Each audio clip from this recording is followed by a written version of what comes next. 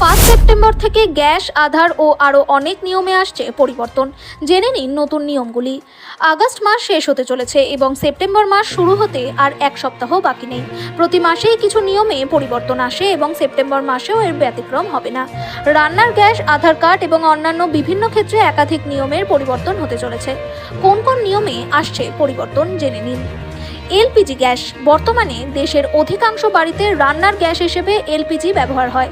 গত জুলাইয়ে গ্যাসের দাম কিছুটা কমলেও আগস্টে তা বাড়ে। সেপ্টেম্বরে গ্যাসের দাম কমতে পারে এমন আশা করা হচ্ছে। স্প্যাম কল নিয়ন্ত্রণ। Telecom regulatory authority of India 1 July থেকে মোবাইল ফোন ব্যবহারকারীদের স্প্যাম কল নিয়ন্ত্রণ করার জন্য বড় পদক্ষেপ নিচ্ছে।